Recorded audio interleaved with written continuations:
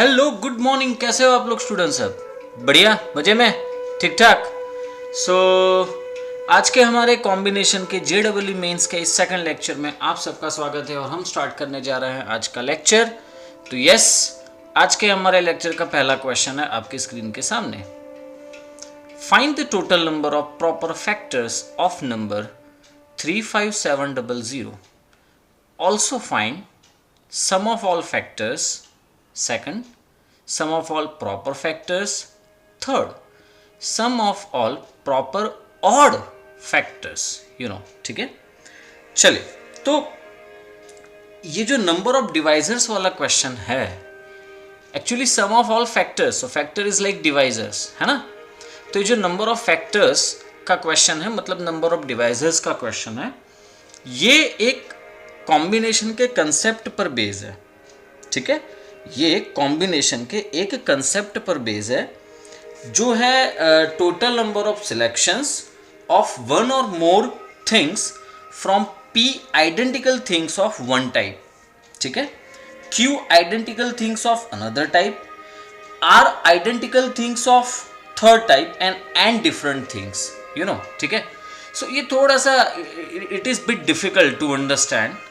तो इसको इस क्वेश्चंस में तो हम अच्छे से समझने की कोशिश करेंगे ही, बट पहले क्या करना है वो मैं आपको बता दूं। और इसके लिए मैं, चूंकि यहाँ पे लिखा हुआ है, तो इसको मैं इस स्क्रीन को तो मैं अभी वापस आऊँगा ही आऊँगा, बट उसके पहले मैं जा रहा हूँ पीछे इस स्क्रीन पर, राइट है। यहाँ पे आपके सामने दिख रहा है, ये जो है इसी में हम थोड़ा सा, मतलब मैं यहीं पे आपको इसको इस स्क्रीन पे आपको एक्सप्लेन करूँगा, ठीक है। तो देखो, पहले क्या करना है वो देख लो आप। सी, पहले तो आप क्या करो, पहले आप जो नंबर मैंने आपको दिया है 35700, ठीक है, पहले तो आप ना इसके सारे फैक्टर्स ढूंढो। आप बोलोगे सर ये कैसे ढूंढेंगे हम? अरे भाई बड़ा आसान है, बहुत बहुत बहुत आसान है ये फैक्टर्स ढूंढना, है ना। जो हम 8 9 10 7 8 9 10 की मेथड थी उससे जाएंगे, इसके LCM वगैरह निकालते निकालते हम इसके फैक्टर्स पे पहुंच जाएंगे। और इसमें हमें कुछ और प्राइम नंबर, प्राइम नंबर्स, तो जब आप फैक्टर्स निकालोगे, बट ऑब्वियसली आपको प्राइम नंबर के बारे में पता चलेगा। आपको ये पता चलेगा कि इसमें जो P1 P2 P3, मैं अगर जो इसे ऐसे समझूं कि जो नंबर मैंने आपको दिया है 35700, इस नंबर में 35700, तो इसके जो प्राइम फैक्टर्स जब आप निकालोगे तो आपको पता चलेगा कि इसके प्राइम फैक्टर्स में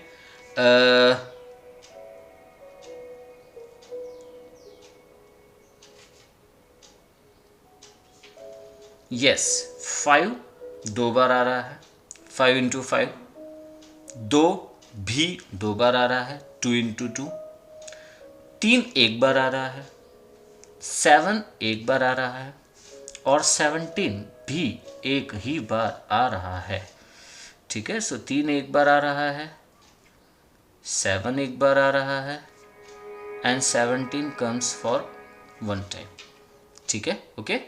अब यहाँ पे आप ध्यान से समझना, 5 जो है वो 2 टाइम्स, हमें यहाँ पे 5 दो बार मिल रहा है ना, ठीक है, ओके।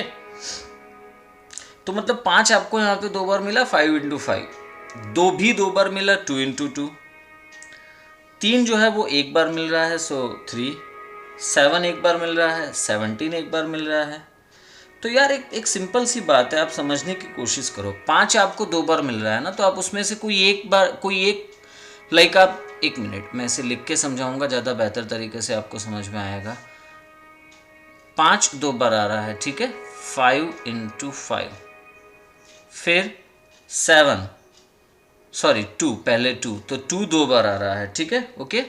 सो 2 2, फिर 7 एक ही बार आ रहा है, देन 3 एक बार आ रहा है, 17 एक बार आ रहा है। अब जो मैं कहने जा रहा हूँ, आपको ध्यान से समझने की कोशिश करना। यार मेरे पास 5 दो बार है, ठीक है, तो मैं चाहूँ तो उसमें से एक बार यूज़ कर सकता हूँ, मैं चाहूँ तो दोनों ही 5 को यूज़ कर सकता हूँ, तो मैं उसे दो दो 2 5 आई कैन यूज़ 2 5, राइट। मैं इसे इस भाषा में बात करूँगा।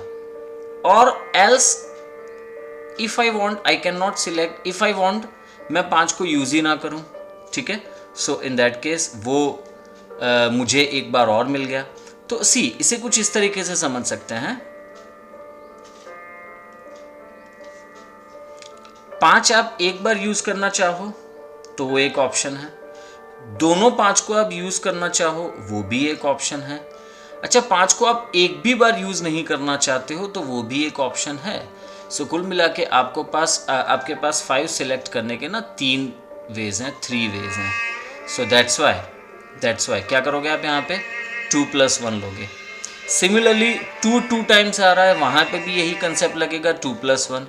सिमिलरली 3 1 टाइम्स आ रहा है, वहाँ पे भी यही कंसेप्ट लगेगा 1 + 1। 7 एक बार आ रहा है, वहाँ पे भी यही कंसेप्ट लगेगा 1 + 1। और 17 के पावर में 1 है, वहाँ पे भी सेम कंसेप्ट लगेगा 1 + 1। सो जो टोटल नंबर ऑफ फैक्टर्स हमें मिलेंगे वो होगा, total number of factors is 2 + 1 is 3, 2 + 1 is 3, 1 + 1 is 2, 1 + 1 is 2, 1 + 1 is 2। इन सब का मल्टीप्लिकेशन हमें यहाँ पे मिल गया 72, ठीक है। इन सब का मल्टीप्लिकेशन हमें यहाँ पे क्या मिल गया 72। सो माय डियर स्टूडेंट्स यहाँ पे हमें फैक्टर्स सारे मिल गए जो आप देख सकते हो 72। इन सब का मल्टीप्लिकेशन हमें 72 मिल रहा है ना, तो ये 72 क्या हुआ, 72 इसका एक फैक्टर है, 72 इसका एक फैक्टर है, ठीक है। तो आई होप कि आप लोगों को समझ में आ गया होगा। ओके चल ठीक है। अच्छा एक और एक बात, जैसे कि टोटल नंबर ऑफ फैक्टर्स है, फैक्टर्स और डिवाइजर्स एक ही होता है, फिर से एक बार मैं बोल रहा हूँ। सो टोटल नंबर ऑफ फैक्टर्स और टोटल नंबर ऑफ डिवाइजर्स, तो यार ये पता है क्या है, ये है टोटल नंबर ऑफ सिलेक्शंस। अब इसको ऐसे यहाँ पे, हाँ, so total number of factors is equals to total number of divisors. Total number of factors और divisors is equals to total number of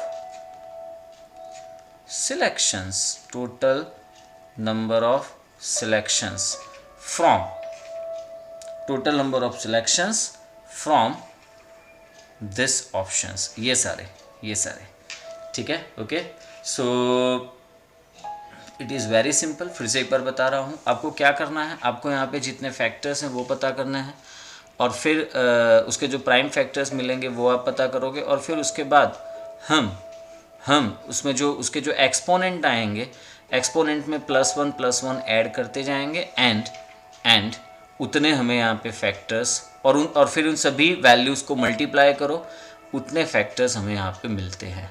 चलो इसको हम किसी और एक क्वेश्चंस में समझने की कोशिश करते हैं। लेट्स से मैंने ले लिया 16, तो 16 इज़ आई गेस 4 5 जा, सॉरी 16 नहीं 20, मुझे यहाँ पे 20 लिखना था, 16 लिख दिया है मैंने। सो 20 ले रहा हूँ मैं, 20 is 4 × 5, so that equals to 2 square × 5 की पावर में 1, है ना, ठीक है।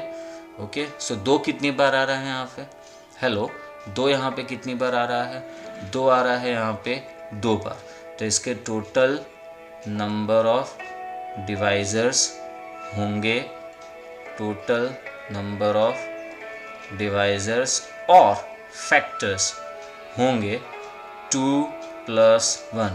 भाई ये 2 काय का लिया मैंने, सो 2 की एक्सपोनेंट में 2 है, सो दैट इज़ 2 + 1। अच्छा 5 के पावर में क्या है स्टूडेंट्स, यहाँ पे 5 के पावर में 1 है ना, तो वो 1 + 1, सो 2 + 1 3, 1 + 1 is 2, दैट इज़ 6।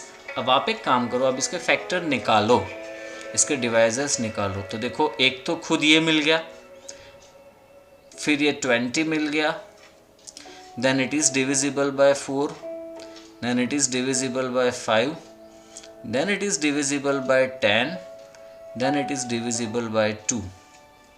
और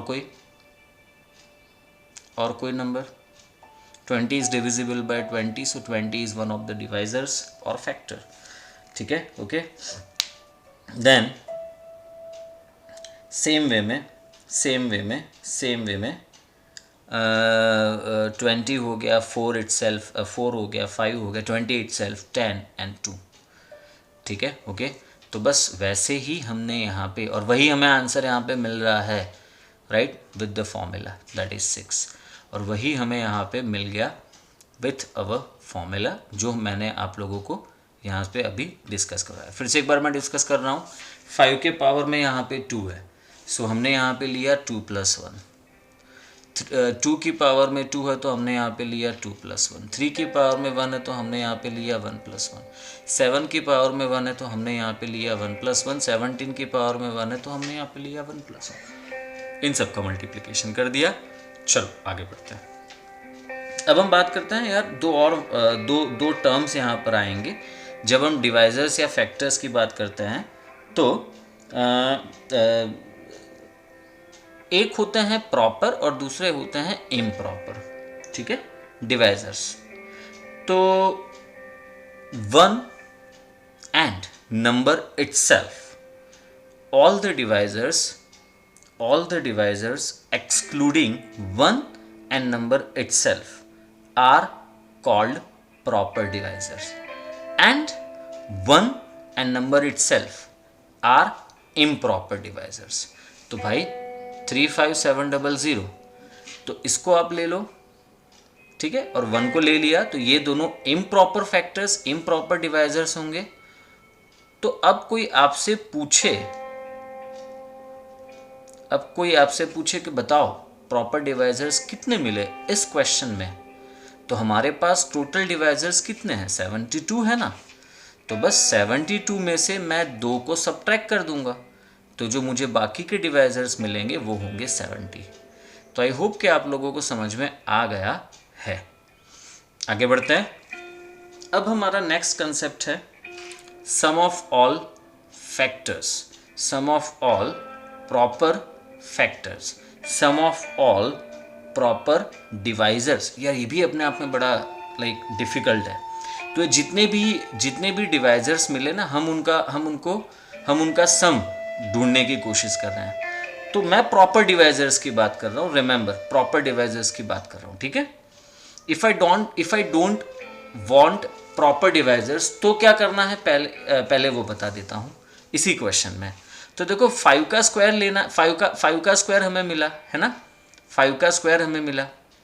तो मैंने आपको बताया ना कि हम चाहे तो किसी को भी ना यूज़ करें. ठीक है, ओके. तो सम ऑफ ऑल डिवाइजर्स का फॉर्मूला बनेगा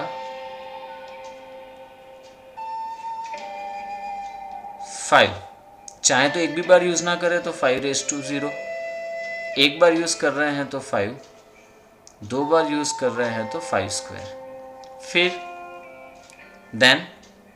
फिर इसके बाद आएगा नंबर किसका, इसके बाद आएगा नंबर 2 का. सो 2 की पावर 0, 2 की पावर 1 और 2 की पावर 2, मतलब 2 स्क्वायर तक ही आप जाओगे, क्योंकि 2 की पावर में 2 बार आ रहा है ना, इसीलिए 2 की पावर में 2 तक आप जाओगे. 3 एक बार आ रहा है ना, सो 3 की पावर 0 प्लस 3 की पावर 1. 7 जो है ना वो एक बार आ रहा है, तो 7 की पावर 0 प्लस 7 की पावर 1. 17 है ना वो एक बार आ रहा है, तो 17 की पावर 0, 17 की पावर 1. और कौन सा रह गया स्टूडेंट्स? और यहाँ पे रह गया है आई गेस सारे आ गए, 5, 2, 3, 7, 17. ठीक है, बस दैट्स इट. तो ये जो हमें डिवाइजर्स मिले है ना, ये उन सभी डिवाइजर्स का सम है. You have to believe this, you have to definitely believe this. चलो मैं उसको आपको इसी क्वेश्चन में वही चीज़ मैंने यहाँ पे की है. एक बार पहले ये ख़त्म हो जाए उसके बाद मैं बात करता हूँ. वही चीज़ मैंने यहाँ पे की है, सम ऑफ ऑल फैक्टर्स और सम ऑफ ऑल डिवाइजर्स. लेकिन रुको, ठहरो, हमें कहा है sum of all proper factors. तो प्रॉपर फैक्टर्स का जब आप सम करोगे तो जो इम्प्रॉपर डिवाइजर्स हैं ना वो आप निकाल दो.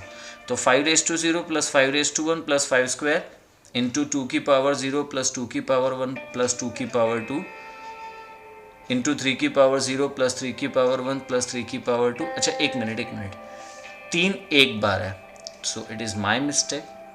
3 वन टाइम है, सो माई मिस्टेक। यहाँ पे आप सिर्फ 3 की पावर 0 प्लस 3 की पावर 1 तक जाओगे, ठीक है। सो 1 plus 5 plus 25, 1 plus 2 plus 4, 1 plus 3, यहाँ पे प्लस 3 ही आएगा, ठीक है। सो 1 प्लस 3, ओके। नेक्स्ट फिर साथ में मल्टीप्लिकेशन में 7 की power 0 plus 7, so that is 1 plus 7। 17 की power 0 plus 7, that is 1 plus 7, 1 plus 17, minus 1 minus 35700, क्योंकि आपको सिर्फ प्रॉपर फैक्टर्स का सम चाहिए, तो इसीलिए आप क्या करोगे, आप टोटल सम निकाल के sum of all factors proper and improper both, तो उसमें से आप जो इम्प्रॉपर फैक्टर्स हैं, इम्प्रॉपर डिवाइजर्स हैं, वो सब्ट्रैक्ट कर दोगे, तो 1 सब्ट्रैक्ट करोगे, 35700 सब्ट्रैक्ट करोगे, तो आपको अपना आंसर मिल जाएगा। प्लीज़ इसको करेक्ट कर लेना, प्लीज़ इसको यहाँ पे आप करेक्ट कर लीजिएगा। 4 + 2 6, 6 + 1 7, 1 + 3 4, यहाँ पे मैंने 13 लिखा हुआ है, so that is that you have to correct. 1 + 3 4। चलिए नेक्स्ट 1 + 3 4, ओके चलिए, तो ये हो गया। अच्छा अब इसके बाद है sum of all proper odd factors, तो उसके लिए क्या करना है, तो वो उसी पेज पे वापस ले जाता हूँ। Sum of all odd proper divisors बहुत आसान है। 5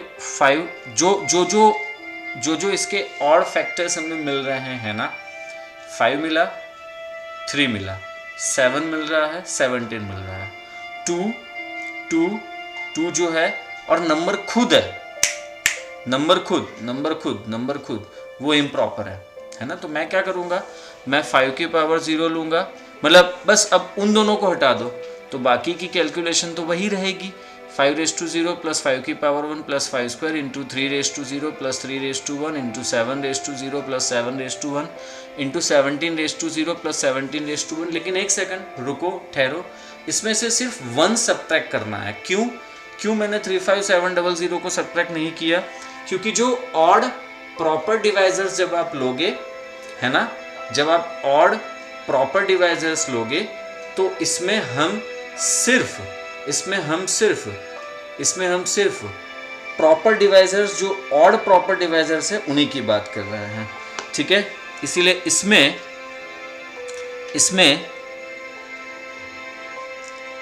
कहीं पे भी इम्प्रॉपर डिवाइजर्स, भाई देखो एक सेकंड,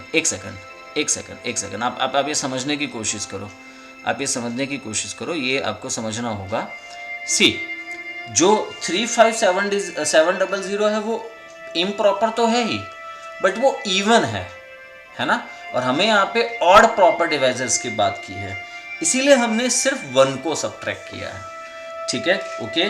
तो ये फॉर्मूला बन गया, ये फॉर्मूला बेस ही है। सी, इसको थियोरेटिकल वे में एक्सप्लेन करना इम्पॉसिबल बिल्कुल नहीं है, लेकिन वो ज़रूरत नहीं है। It is not the subject of it is not the like actually इस क्वेश्चन से हम रिलेट करने की कोई इतनी आवश्यकता नहीं है हमारी, हमें सिर्फ कंसेप्ट समझना है, जो यहाँ पर ये फॉर्मूला से हमें इजीली समझ में आ रहा है। अब मैं एक काम ये करने जा रहा हूँ, मैं नीचे वाला क्वेश्चन, क्योंकि यहाँ पे नंबर छोटा है 20, तो ये ना मेरे आपके लिए थोड़ा सा इजी हो जाएगा अगर जो मैं वही फॉर्मूला को यहाँ पे आपको रिलेट करके बताऊँ। तो मेरे पास ये जो फैक्टर्स ऊपर दिख रहे हैं, है ना, इन सब का टोटल कितना होगा, इन सब का टोटल होगा, चलो करते हैं। 4 और 1 5, 5 और 5 10, 10 20 30, 30 10 40, 40 + 2 42। क्या ये हमें फॉर्मूला से भी मिल रहा है जो मैंने अभी आपको बताया था? देखते हैं। सो 2⁻2, so that's 2⁻0 plus 2⁻1 plus 2⁻2, 5⁻1, that's 5⁻0 plus 5⁻1.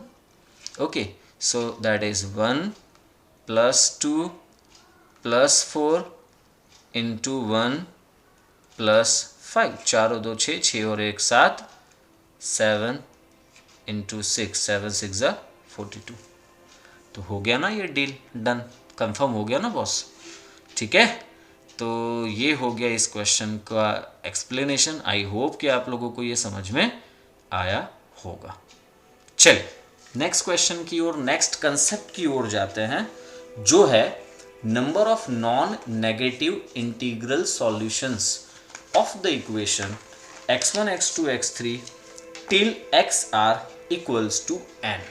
जहां पे ये x1 x2 x3 जो है ना वो नॉन नेगेटिव हैं, मतलब कि नॉन नेगेटिव है, इसका मतलब ये हुआ कि वो या तो पॉजिटिव है या उसमें से कोई एक जीरो भी हो सकता है, 1 या 2 या 3 ऐसा। तो जो सॉल्यूशंस हैं वो पॉजिटिव है या तो जीरोज हैं ऐसा। ठीक है, so number of non negative integral solutions of the equations. अब इसी को मैंने थियरी में एक कंसेप्ट पर आपको एक्सप्लेन करने की कोशिश की है, ध्यान से इसे समझिएगा। Number of ways of distributing N identical object into R different boxes if empty box are allowed. तो यार ये जो बता रहा हूं ना मैं, ये है एग्जैक्टली ऊपर वाले इक्वेशन का सॉल्यूशंस। ठीक है, इसको ऐसे समझने की कोशिश करो। लेट्स से कि मेरे पास यहाँ पे आर बॉक्स है। ठीक है, मेरे पास यहाँ पे आर बॉक्सेस है, x1 x2 x3 x4 and xr। ठीक है, हमारे पास यहाँ पे आर बॉक्सेस हैं, ये ना बॉक्सेस हैं, first box, second box, third box, fourth, fifth, ऐसे करते करते लास्ट वाला जो बॉक्स है वो 8th नंबर का बॉक्स है। और चलो मान लीजिए कि मेरे पास टोटल n आइडेंटिकल बॉल्स हैं, किसी एक ही कलर की। ठीक है, कोई एक ही कलर की आइडेंटिकल बॉल्स। अब मैं ये आइडेंटिकल बॉल्स को इन बॉक्सेस में डिस्ट्रीब्यूट करना चाहूंगा। चलो एक काम करते हैं, इसी को हम एक एग्जांपल से और समझने की कोशिश करते हैं। इसी को हम एक एग्जांपल से और समझने की कोशिश करते हैं। ठीक है, मान लीजिए n आइडेंटिकल बॉल्स है, तो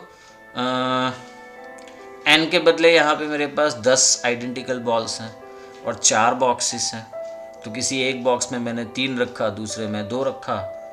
मैं इस तरीके की बात कर रहा हूँ। ठीक है, आई होप कि आप लोगों को समझ में आ रहा है। ठीक है, ओके, आई होप कि आप लोगों को समझ में आ रहा है जो मैंने अभी आपको समझाया कि यार मेरे पास यहाँ पे 3 बॉक्सेस हैं, 1 2 3, 3 ही बॉक्स ले लिया मैंने, 3 बॉक्स का एग्जांपल लिया है। और यहाँ पे हमारे पास ना 10 आइडेंटिकल बॉल्स हैं। तो अब मैं एक में 1 रखूँ, दूसरे में 2 रखूँ, 2 और 1 3, बाकी बचे 7 यहाँ रखूँगा। या फिर मैं ऐसा भी कर सकता हूँ कि हेलो, आई गेस कि आप लोगों को समझ में आ ही रहा है। मैं ऐसा भी कर सकता हूँ कि मैं एक में 1 रखूँ, दूसरे वाले बॉक्स में ना 5 रखूँ और फिर तीसरे वाले बॉक्स में 4 रखूँ। या फिर आप यूँ बोलो कि मैं ऐसा भी कर सकता हूँ। हेलो, समझ में आ रहा है आप लोग को? ठीक है, मैं ऐसा भी कर सकता हूँ कि मैं इस बॉक्स में, पहले वाले बॉक्स में मान लो मैंने एक भी बॉल नहीं ली है, तो मुझे दूसरे वाले बॉक्स में ना 6 बॉल्स को रखना है। तो 6 and 4, it is so simple. ठीक है, ओके, समझ में आ रहा है आप लोग को? तो स्टूडेंट्स इस तरीके से n आइडेंटिकल बॉल्स को डिस्ट्रीब्यूट करना है r बॉक्सेस में, और इसके जो नंबर ऑफ वेज होंगे वो होंगे n + r-1 c r-1। ठीक है, ये हो गया इसका फॉर्मूला। ठीक है, अच्छा, और आप तो जानते ही हो कि NCR = NCn-r होता है। तो इसीलिए n + r-1 CR NCR is equals to NCN minus R. तो n plus R minus one में से r माइनस वन सब्ट्रैक्ट करेंगे तो n plus R minus one CN। So you can write either n plus R minus one CR minus one या तो फिर n plus R minus one CN।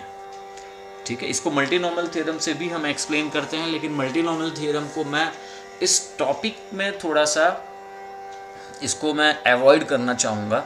मुझे लगता है कि अगर जो आपको क्वेश्चन समझ में आ रहा है कि उसमें यही कंसेप्ट अप्लाई होगा तो ये आपके लिए बहुत आसान हो जाता है। ठीक है, क्वेश्चंस बहुत सारे होते हैं लेकिन हमारे पास उतना वक्त नहीं होता, इसलिए हम इसको मैंने इसको एक समझाने के लिए कि कैसे इसे आप अप्लाई करोगे, एक क्वेश्चन यहाँ पे आपके सामने रखा हुआ है।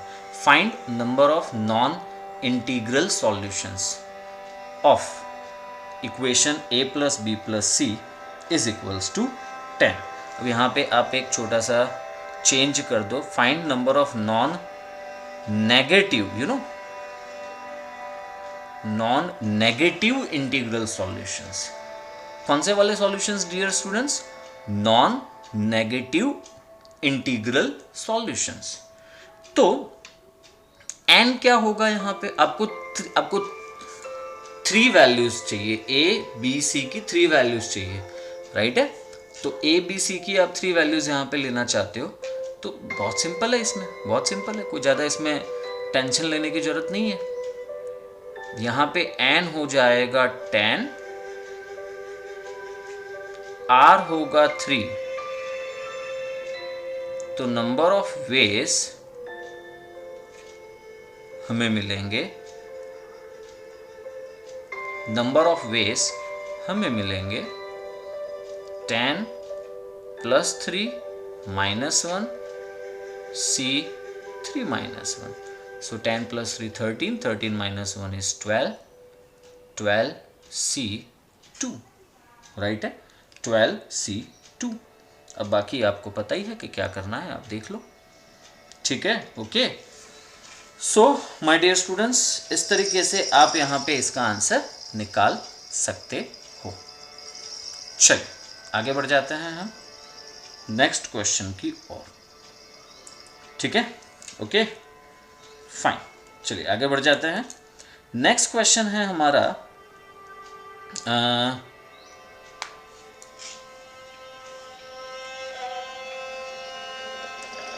अच्छा, नेक्स्ट पहले कंसेप्ट देख लो आप, नेक्स्ट कंसेप्ट देख लो, फिर नेक्स्ट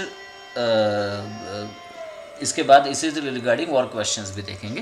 तो ये जो कंसेप्ट है इसमें और अगले वाले कंसेप्ट में थोड़ा सा ना फर्क है। इसमें हम बात करते हैं उन सॉल्यूशंस की जो नेगेटिव तो नहीं है। व्हेन आई से नॉन नेगेटिव, मतलब इसका ये होगा कि वो नेगेटिव तो नहीं है बट साइमल्टेनियसली, मतलब नेगेटिव नहीं है तो पॉजिटिव। क्लियर है यार, क्लियर करता हूँ ना, नेगेटिव नहीं है तो पॉजिटिव बट साथ में ज़ीरो भी हो सकते हैं। ठीक है, साथ में ये ज़ीरोज़ भी हो सकते हैं। ये वैल्यू आपके लिए आपको ढूंढना है 12 × 11/2। और इस वाले कंसेप्ट में क्या है? Number of positive integral solutions of, number of positive integral solutions of the equations.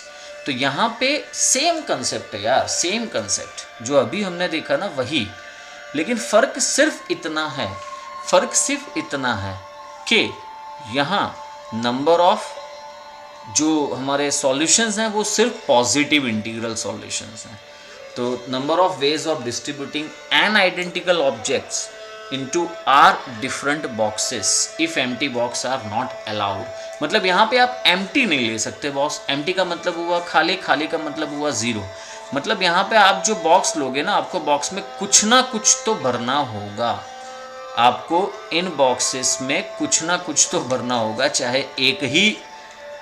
एक ही सॉल्यूशन ले लो, लेकिन आपको बॉक्स में चाहे एक ही वैल्यू ले लो, सॉल्यूशन मतलब आप एक ही वैल्यू ले लो, एक ही ऑब्जेक्ट आप उसमें रखो, बट आपको एटलीस्ट एक तो रखना ही होगा।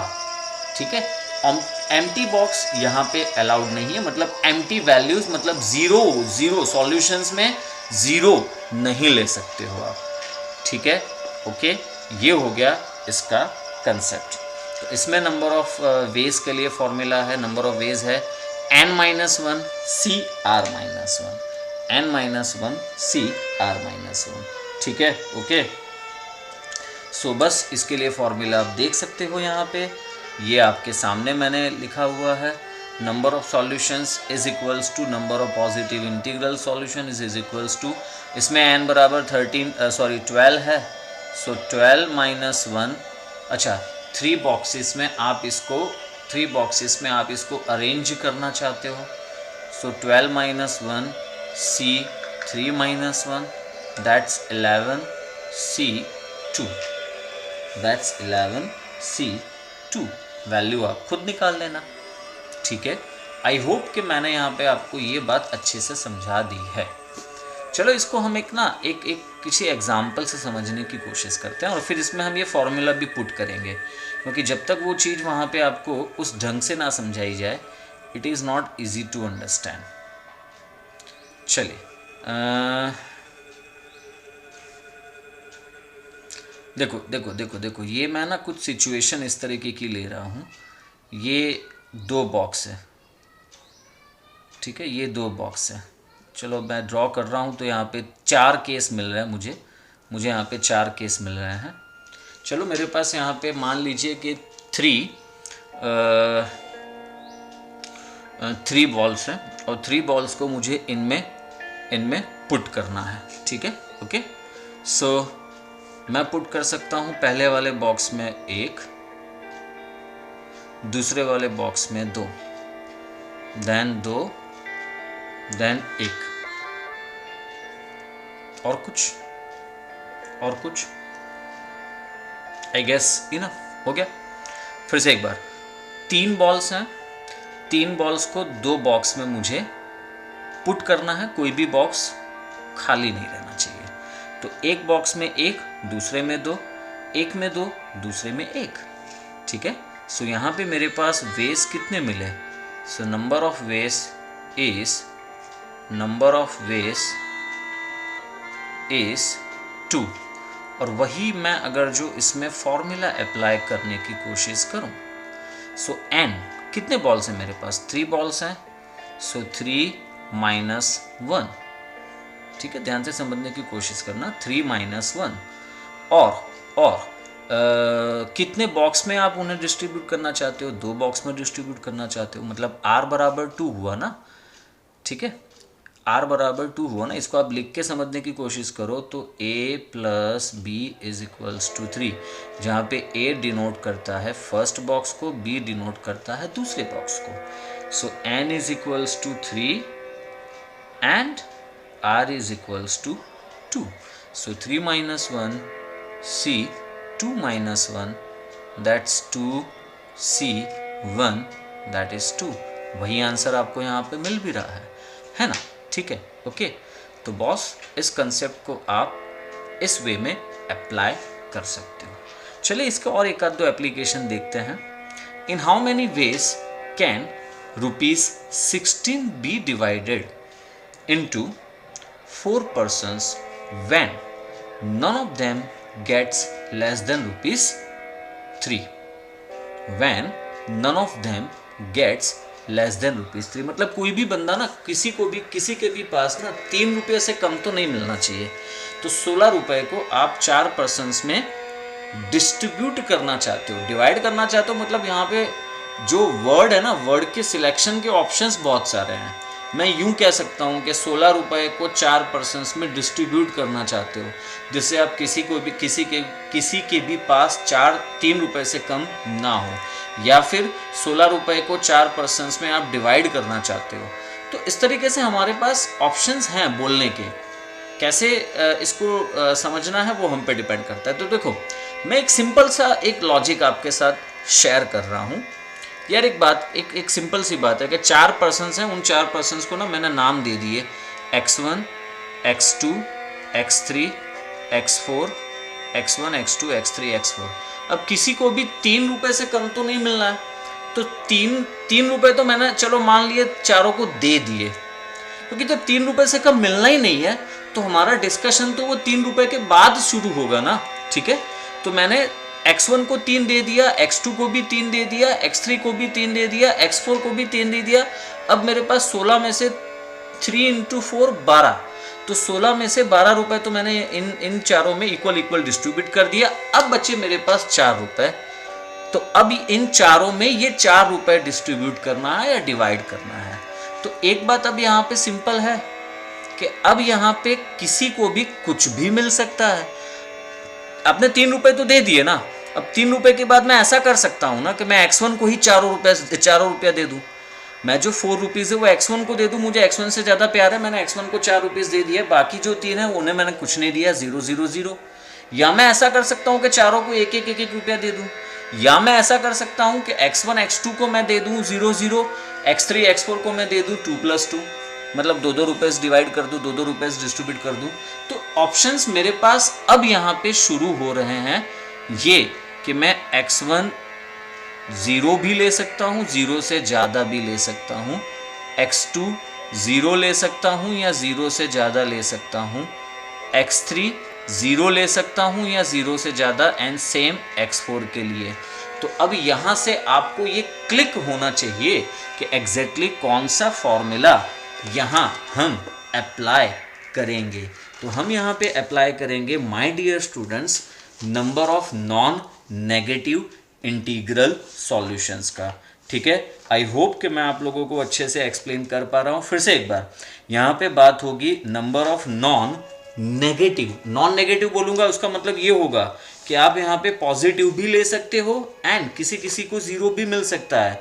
सो number of non negative integral solutions.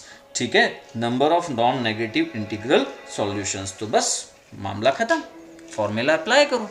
सो सीधा मैं नंबर ऑफ सॉल्यूशंस पे चला जाता हूँ। Number of solutions is equals to n क्या है, r क्या है, हम लिख लेते हैं। n है यहाँ पर 4, and my dear students r भी यहाँ पर 4 ही है। So number of solutions is equals to n। Formula यार ना, फॉर्मूला में कहीं गड़बड़ मत करना वरना मुश्किल हो जाएगी। n + r -1 cr -1 है। ठीक है, सो 4 + 4 -1 c 4 -1, 4 और 4 8, 8 में से 1 गया 7, 7 c 3। ये हो गया इसका आंसर। ठीक है, 7 c 3, एंड दैट्स वैल्यू आप खुद निकाल लेना। 7 c 3 आई गेस डायरेक्ट लिख लेता हूँ। 7 c 3 वो पास्कल ट्राइंगल से मुझे तो याद ही है, आप लोगों को भी याद कर लेना चाहिए। ठीक है, तो 7 c 3 इज 35। ठीक है, ओके, तो वो हो गया इसका आंसर। चलिए नेक्स्ट। ओके, बस हो गया। नेक्स्ट क्वेश्चन पे आ जाता है। Find number of ways of selecting 10 balls. ठीक है, ध्यान से क्वेश्चन को पकड़िएगा। Number of ways of selecting 10 balls out of an unlimited number of identical white, red and blue balls. यार ये तो एक अलग ही लेवल पे हम जा रहे हैं। Unlimited number of identical, unlimited number of मतलब आप यहाँ पे कितने भी बॉल्स ले लो, हमें उससे कोई फ़र्क नहीं पड़ता। हमें वाइट कितनी भी दी हो, रेड कलर की भी कितने भी सेम जैसे हमें बॉल्स दी हुई हो, या ब्लू कलर की हमें unlimited number of identical balls दी हो, इससे हमें कोई फ़र्क नहीं पड़ता। तो आपको क्या लगता है आपको यहाँ पे क्या करना चाहिए? तो देखो एक बात आप पहले तो ये समझ लो, ये जो अनलिमिटेड नंबर लिखा है ना, ये मुझे और आपको कंफ्यूज करने के लिए दिया है। यार एक बात समझने की कोशिश करो, जब ये आइडेंटिकल हैं, एक जैसी हैं दिखने में साइज में, मतलब कुल मिला के ये एक जैसी हूबहू एक ही प्रोडक्शन से निकली हुई unlimited number of identical white है, रेड है एंड ब्लू बॉल्स हैं। तो हमें तो यही समझना है ना कि हमें सिर्फ वाइट बॉल लेना है, रेड बॉल लेना है, ब्लू बॉल लेना है, बस बात खत्म है ना। अब चाहे आप वाइट 3 लो, रेड 4 लो, ब्लू 4 और 3 7, वापस 3 ले लो, यार उसमें कोई फर्क नहीं पड़ता, ठीक है, ओके। सो ये जो identical white, red and blue balls हैं, आइडेंटिकल है वो हो गया x1, रेड जो है वो हो गया x2, ब्लू है वो हो गए x3। ठीक है, ओके। सो कुल मिला के इन तीनों का टोटल होना चाहिए 10। So x1 plus x2 plus x3 is equals to 10। So number of ways equals to, बहुत आसान है, number of ways is equals to, अच्छा यहाँ पे भी एक बात तो ये है कि मैं चाहूँ तो अवॉइड कर सकता हूँ, मैं चाहूँ तो ये अवॉइड कर सकता हूँ कि मैं सिर्फ रेड और ब्लू ले लूँ, या वाइट और रेड ले लूँ, ब्लू ना लूँ, है ना, या वाइट और ब्लू लूँ, रेड ना लूँ। मतलब कुल मिला के मैं इसमें जो चॉइस है वो मेरे पे डिपेंड करता है, हम पे डिपेंड करता है। तो ये कौन सा वाला फॉर्मूला लगेगा यहाँ पे? सो यस, आप लोग ने सही समझा है, यहाँ पे number of non negative integral solutions की ही हम बात कर रहे हैं। So n is equals to 10, r is equals to 3। So 10 plus 3 minus 1, c r minus 1, so that is 3 minus 1, 10 plus 3 13, 13 minus 1 is 12, 12 c2, 12 c2, ये हो गया आपका answer, 12c2, 12c10 what ever.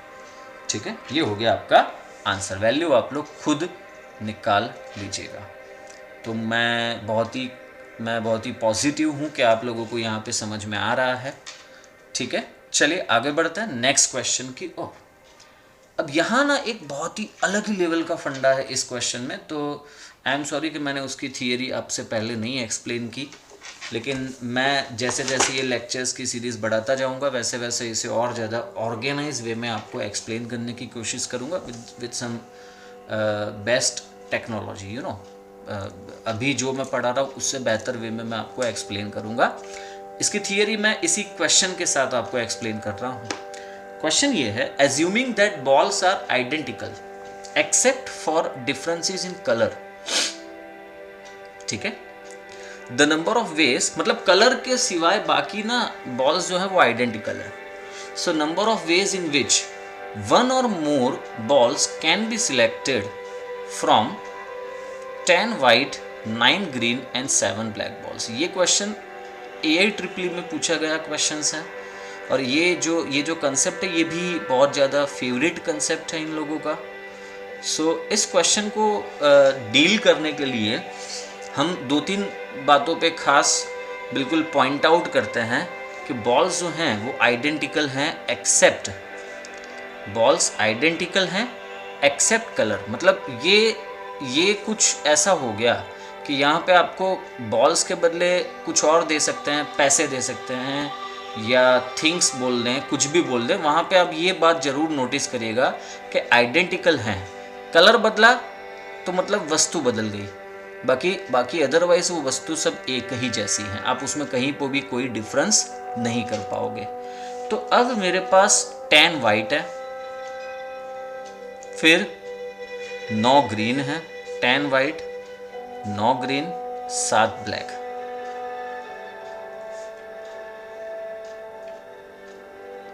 Ten white, 9 green, 7 black. So required number of ways मिलेंगे, ध्यान से समझना आप लोग।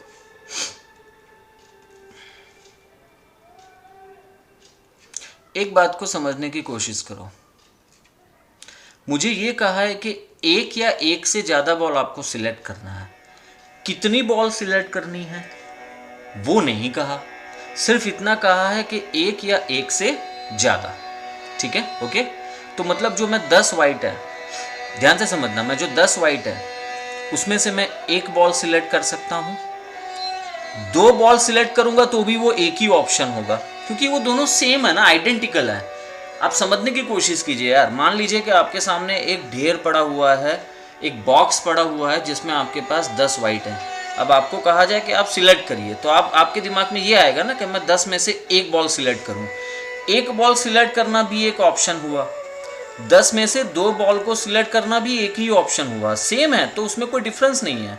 10 में से 3 बॉल को सिलेक्ट कर रहे हो तो वो भी एक ऑप्शन है। 10 में से 4 को सिलेक्ट करना ये भी एक ऑप्शन है। 10 में से 5 को सिलेक्ट करना वो भी एक ऑप्शन है। 10 में से 6 को सिलेक्ट करना वो भी एक ऑप्शन है। 10 में से 7 को, 10 में से 8 को, 10 में से 9 को, 10 और 10। मैं क्या करने की कोशिश कर रहा हूँ, आई होप कि आप लोगों को समझ में आ रहा है। मैं आपको ये बताने की कोशिश कर रहा हूँ कि 10 में से 1 बॉल सिलेक्ट करना या 2 बॉल सिलेक्ट करना या 3 बॉल सिलेक्ट करना या 4 या 10 के 10, हर बार ये एक आपके पास ऑप्शन मिल रहा है। और इसका मतलब ये होगा कि आपके पास ऐसे 10 ऑप्शन है। कितने ऑप्शन हैं? 10। कैसे हुए 10? 1 सिलेक्ट कर रहे हो वो एक ऑप्शन है, 2 सिलेक्ट कर रहे हो वो भी एक ऑप्शन है। तो इस तरीके से आपके पास टोटल 10 ऑप्शन है। 10 you are having 10 cases, you know. अच्छा, अब ये भी तो हो सकता है ना कि आप एक भी वाइट सिलेक्ट ना करो, क्योंकि ये तो नहीं कहा ना क्वेश्चन में कि हमें वाइट का भी एक लेना है या ग्रीन का एक होना चाहिए या ब्लैक का एक होना चाहिए। बस इतना ही सिंपल कहा है, एक या एक से ज़्यादा। तो मतलब जो 10 वाइट हैं उसमें से आप अगर जो एक भी नहीं लेना चाहते हो तो वो भी एक ऑप्शन बना माय डियर स्टूडेंट। तो जो इसमें नंबर ऑफ वेज मिलेगा वो होगा 10 + 1 इनटू सेम वे में मैं 9 जो ग्रीन बॉल्स हैं उसमें भी सेम अप्रोच मेरी लगेगी। सो 9 ग्रीन में से 1 ग्रीन सिलेक्ट करना या 2 ग्रीन सिलेक्ट करना या 3 ग्रीन सिलेक्ट करना या इस तरीके से आगे बढ़ते बढ़ते 9 के 9 सिलेक्ट करना है। ऐसे कुल हमारे पास 9 वेज हैं और उसमें एक वे ऐड कर दूंगा। क्यों? क्योंकि मैं चाहूँ तो वो ग्रीन ना भी लूँ, मैं सिर्फ वाइट और ब्लैक से काम चला लूँ। या ऐसा ही आप 7 ब्लैक बॉल्स के बारे में भी बोल सकते हो। तो इट इज़ लाइक वहाँ पे भी 7 + 1 7 + 1 7 + 1 ऑप्शंस हैं। तो इन सब का मल्टीप्लिकेशन करो, क्योंकि ये obviously fundamental principle of multiplication को ही फॉलो करता है ना। लेकिन मैंने इसमें से 1 को माइनस किया है। क्यों माइनस किया है? लास्ट में 1 को क्यों माइनस किया है ये सोचने की कोशिश करो। तो देखो मैं क्लियर करता हूँ।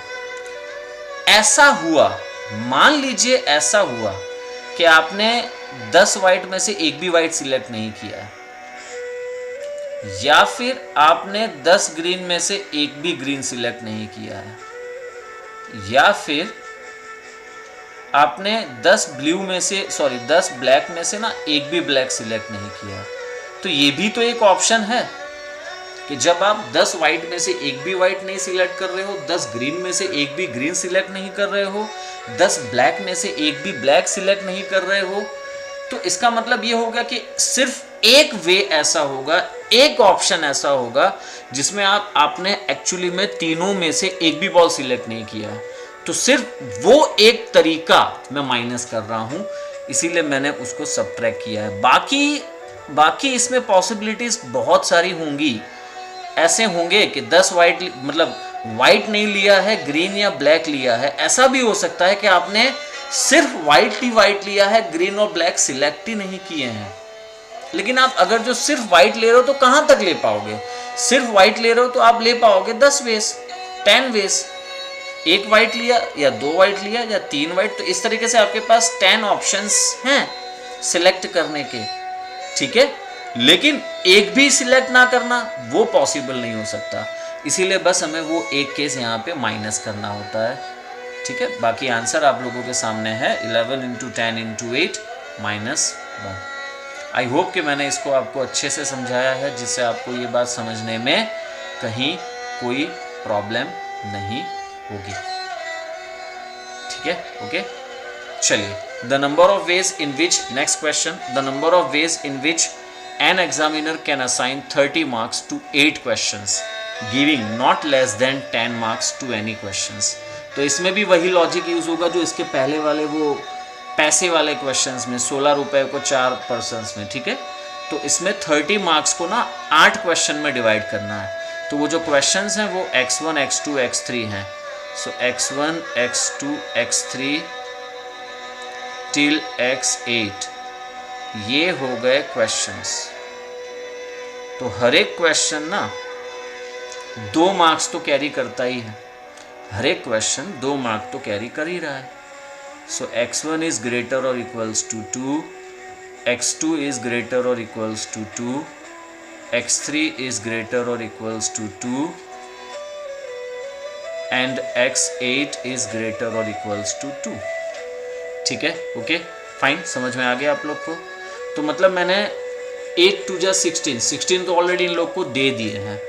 अब जो मुझे डिस्कस करना है वो इन 16 के ऊपर जाकर डिस्कस करना है। तो यस, मुझे अब ये 8 क्वेश्चंस में, इन 8 क्वेश्चंस को ये 14 मार्क्स डिस्ट्रीब्यूट करना है। सो नंबर ऑफ वेज मिलेंगे x1 plus x2 plus x3 till x8 is equals to 14। तो आगे कौन सा फॉर्मूला लगेगा ये अब आपको समझ में आ गया है, n plus R minus 1 C R minus 1। तो प्लीज़ अप्लाई कर लीजिएगा। ठीक है, ओके।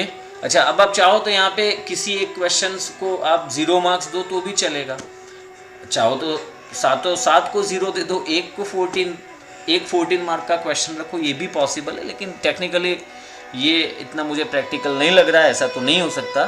बट हम अगर जो ग्राउंड लेवल पे वेस की बात करें तो यस, ये हो सकता है। ठीक है, सो फॉर्मूला आप लगाओगे, नंबर ऑफ वेस is 14 plus 8 minus 1 C8 minus 1। ठीक है, ओके, समझ में आ गया आप लोग को। 8 में से 1 गया 7, 14 प्लस 7 इज 21 C7। ये हो गया आपका answer. Last question, the number of ways of posting 5 letters in 4 letter boxes. यार बहुत ही बेसिक क्वेश्चन है, बट मैंने ऐसे ही इसमें ऐड कर दिया है, रिवाइज हो जाएगा। 5 लेटर्स, ऑप्शन किसके पास होता है जब आप यहाँ पे आप सोच रहे हो कि आपके पास 5 लेटर्स हैं और आपके एरिया के 4 लेटर बॉक्स में आप उन्हें पोस्ट करना चाहते हो, तो ऑप्शन किसके पास है? क्या लेटर बॉक्स के पास ऑप्शन है या लेटर्स के पास ऑप्शन है? बिल्कुल सही सोच रहे हो आप, लेटर्स के पास ऑप्शन होते हैं। ठीक है, लेटर्स के पास ऑप्शन ही ऑप्शन होते हैं। ये हमारे लेटर्स हैं, ये हमारे यहाँ पे लेटर्स हैं। ये फर्स्ट लेटर, आप बोलोगे सर गोल्ड कलर का लेटर, अरे होता है यार, होता है, दुनिया में सब कुछ होता है। तो ये x1 x2 x3 x4 x5 5 letter हैं। अब मैं जो फर्स्ट लेटर है वो 4 लेटर बॉक्स में से किसी भी लेटर बॉक्स में मैं उसे पोस्ट कर सकता हूँ। तो फर्स्ट लेटर को पोस्ट करने के 4 वेज हुए। तो जब मैं सेकंड लेटर पोस्ट करने जाऊँगा तो क्या मुझे ऐसी कोई कंडीशन भी इस क्वेश्चन में है कि जो फर्स्ट लेटर बॉक्स में फर्स्ट लेटर को जिस बॉक्स में डाला है उसमें नहीं डाल सकते? नहीं, ऐसा तो कुछ नहीं है। फिर से एक बार, क्या यहाँ पे ऐसी कोई कंडीशन हो सकती है क्या कि फर्स्ट लेटर को जिस लेटर बॉक्स में आपने डाला हो उसमें नहीं डालोगे? ऐसा कुछ हो नहीं सकता ना, क्योंकि ये तो लेटर बॉक्स वाला क्वेश्चन है, आप चाहो वहाँ डाल सकते हो। तो मतलब साफ है कि जो सेकंड लेटर है वो भी 4 लेटर बॉक्स में से किसी भी लेटर बॉक्स में जाएगा। थर्ड जो है वो भी किसी भी लेटर बॉक्स में जाएगा, चौथा वाला भी और पांचवा वाला भी।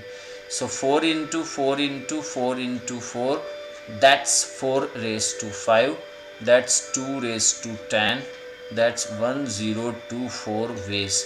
इतने वेज हैं आपके पास 5 लेटर को 4 लेटर बॉक्स में पुट करने के। ठीक है, okay. So my dear students, मैंने आज जितना आपको समझाया अच्छे से इसको आप नोट डाउन करिएगा। कहीं पे भी डाउट हो तो आप मुझे मैसेज कर सकते हैं। एंड अगर जो आपको ये पसंद आया हो तो आप प्लीज़ चैनल को सब्सक्राइब करिएगा। चलिए बाय, टेक केयर, मिलता है।